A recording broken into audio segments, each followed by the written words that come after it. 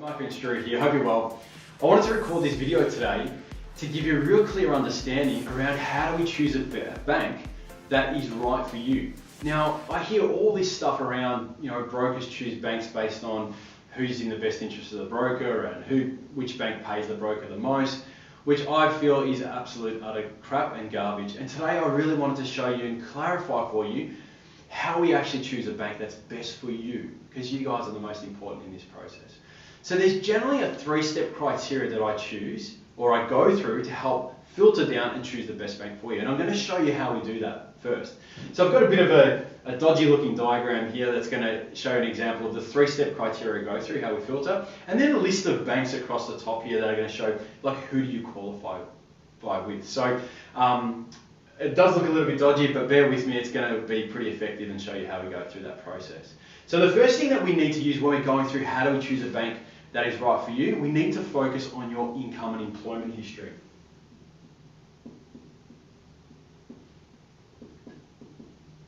So we need to focus on your income and employment. The second criteria we need to focus on is your deposit. Now, depending on the size of the deposit, if it's a smaller deposit or a larger deposit, will determine which bank you actually qualify with. So that's the second stage we need to look at. And the third, qualifying criteria really comes back to the interest rate. Now, I'm sure you're probably saying, like heaps of people say to me, is, well, why haven't you started with the interest rate first? And my answer, and the real reason, is because if you don't have the income and employment history and you don't have the deposit that's required, we can't get you the absolute cheapest interest rate going out there. So that's why the interest rate becomes the final step of the process of determining which bank's right for you.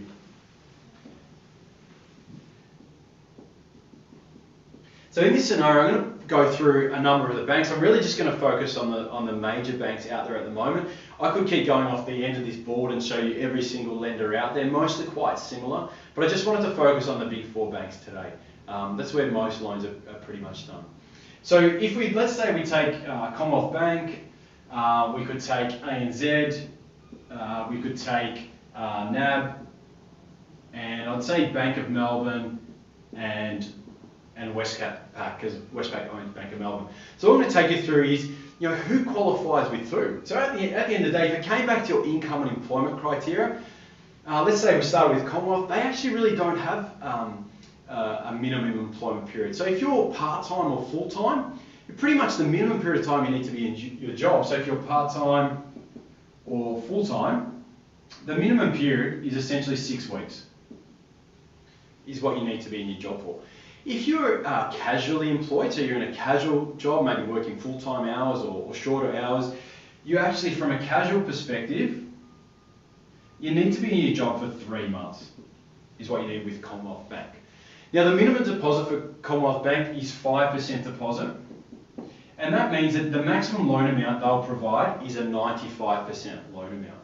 And generally, depending on the type of client you are, if you're a first home buyer or a second home buyer, the lowest their interest rates are going to be around between 3.79 and 3.89% is what they're sort of going to be looking at, depending on where you fit in that side of things. So if we now take ANZ, what I'll take you through here is, if you're part-time or full-time employed with ANZ, they want to see that you've been in your job for 3 months. Now, if you're casually employed with ANZ, they want to see that you've been in your job for 6 months. So you can already see the difference between banks, that in Commonwealth it's a little bit more lenient, ANZ is starting to tighten up a little bit more.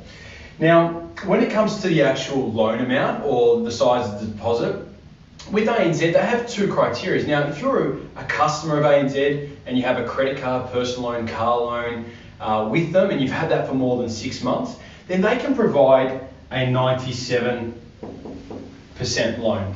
Now, what that means is you still need the 5% deposit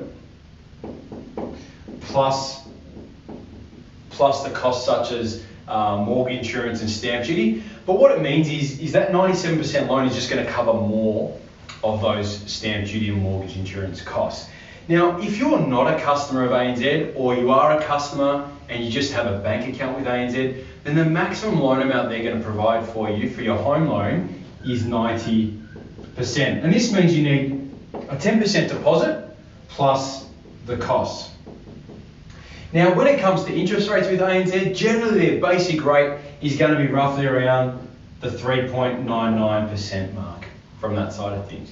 Now, let's say we touch on, the next lender we'll touch on is NAB. Now, NAB tend to be probably one of the most restrictive lenders. They are very much looking for a certain type of person, generally someone with very high income, very large deposits. So it just depends on where you fit with NAB. So in their situation, if you're full-time or part-time, they generally want to see you in your job for 6 months.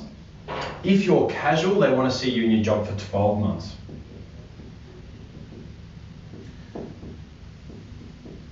For casual.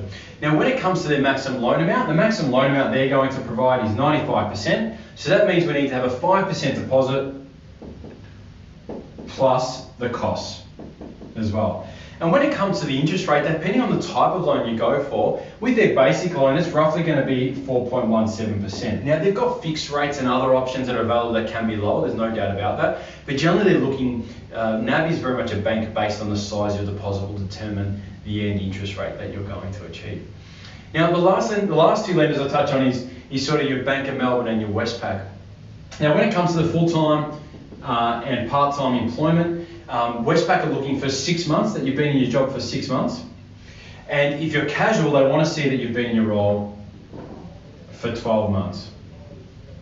Now, when it comes to the size of deposit, so the maximum loan amount is 95%, and they're very similar to NAB and Commonwealth Bank, where you need the 5% deposit plus the costs to cover the cost of mortgage insurance, stamp duty and stuff like that.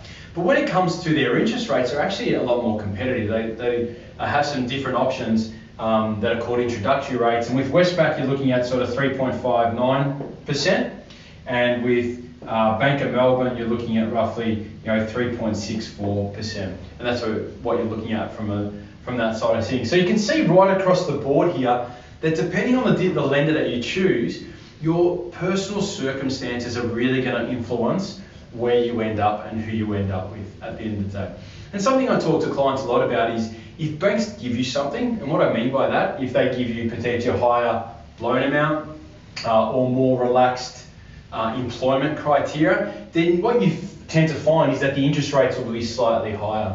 Whereas if they don't give you as much, they get a bit more tighter around their employment criteria or potentially don't allow you to borrow as much money, then what you'll find is the rates potentially, well in this situation, particularly with Westpac and Bank of Melbourne, those rates will be a little bit lower at the end of the day. So I hope that gives you a massive amount of clarity around how do we actually choose a lender and how do we make sure it's in your best interest at the end of the day. If you've got any questions, please don't hesitate in reaching out, and I look forward to chatting to you soon. Cheers.